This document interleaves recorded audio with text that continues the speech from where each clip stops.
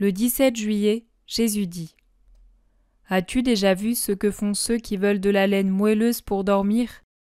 Ils font venir le matelassier qui bat et rebat la laine jusqu'à ce qu'elle soit comme une mousse.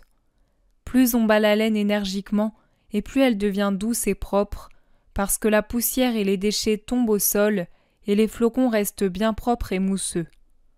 On fait la même chose, et pire encore, si on veut filer ou tisser la laine. Dans ce cas, on met à l'œuvre le peigne de fer qui démêle rudement la laine et la rend lisse comme des cheveux bien peignés. Celui qui file le lin ou le chanvre travaille de cette manière aussi.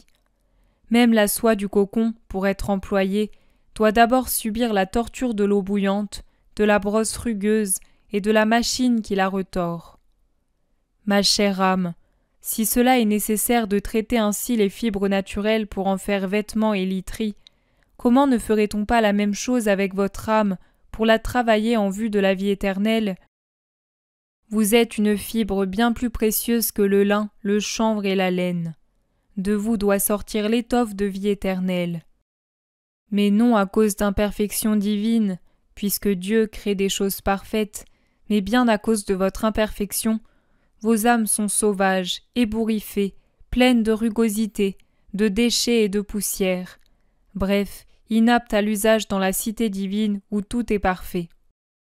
La prévoyance, la providence, la bonté paternelle de votre Dieu vous travaillent donc. Avec quoi Dieu vous travaille-t-il ? Avec sa volonté. La volonté de Dieu est l'instrument qui fait de vous, fibres sauvages, des étoffes et des laines précieuses. Elle vous travaille de 1000 façons, vous offrant des croix, illustrant la beauté d'une mortification et vous incitant de son invitation à la faire, vous guidant de ses inspirations, vous mortifiant de sa punition paternelle, vous retordant avec ses commandements.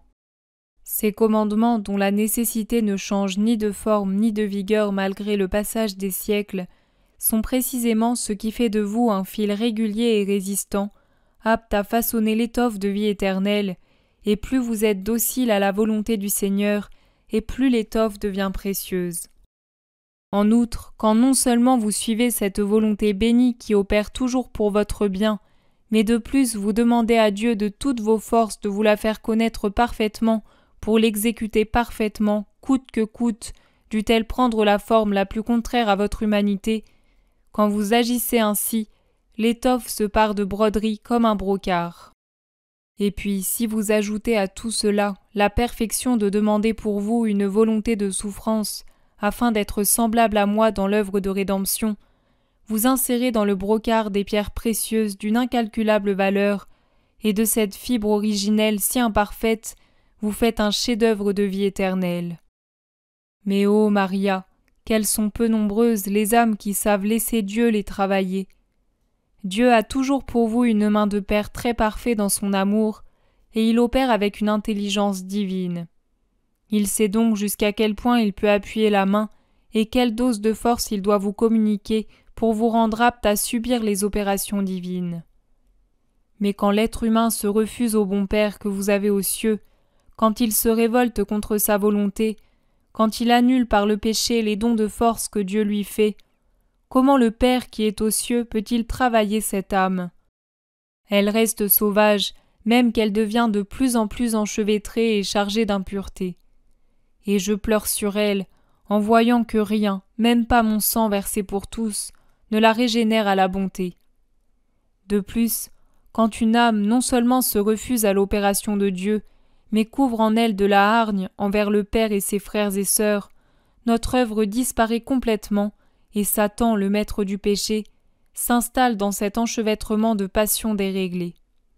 C'est alors que doit intervenir l'œuvre patiente et généreuse des victimes. Elles travaillent pour elles-mêmes et pour les autres.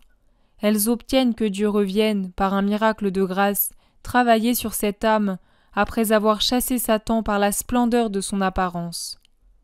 Combien d'âmes les victimes sauvent pour moi. Vous êtes les moissonneurs surnaturels qui moissonnez des récoltes de vie éternelle en vous consumant dans le travail ingrat plein d'épines.